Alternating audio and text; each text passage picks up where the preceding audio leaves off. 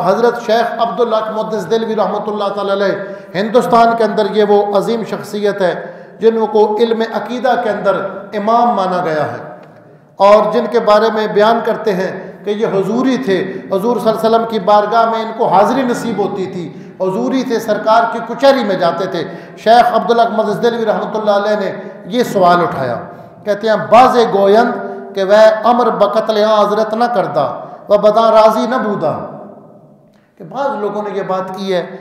کہ یزید نے امام حسین کو قتل کرنے کا حکم نہیں دیا اور وہ اس پہ راضی بھی نہیں تھا، اور بعد از قتل و آل بیت مسرور و مستبشر نہ شدہ، اور آل بیت کو شہید کروانے کے بعد وہ خوش نہیں ہوا۔ این سخن نیز مردود و باطل است،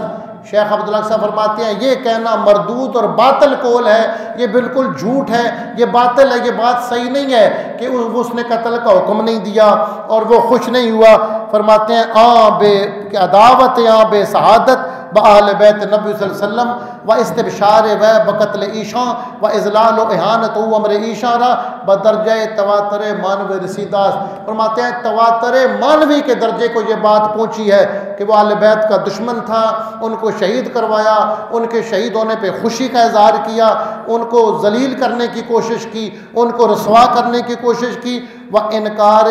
تکلف و مقابرہ است، اس کا انکار کرنا ہٹ درمی کے سوا کچھ نہیں، یہ تواتر مانوی ہے۔ تواتر مانوی یہ ہوتا ہے جیسے آپ کہتے ہیں کہ آتم طائی بڑا سخی تھا،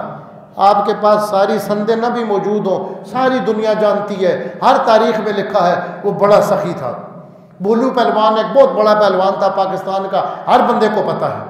غالب ایک بہت بڑا شاعر تھا۔ ہمارے ہاں یہ تواتر مانوی ہے، اس کے لیے ضروری نہیں ہے کہ ایک ایک بندہ آپ کو آ کر کہے کہ وہ کہتے ہیں کہ اگرچہ اخبار احاد ہیں لیکن یہ تواتر مانوی کو یہ بات پہنچی ہوئی ہے کہ اس نے آپ امام عالی مقام کی شہادت کا حکم دیا، قتل کرنے کا حکم دیا، اس پر خوشی کا اظہار کیا، اپنے گورنروں کو انعامات دیے، گورنروں کو تبدیل نہیں کیا، کسی قاتل کو کوئی سزا نہیں دی۔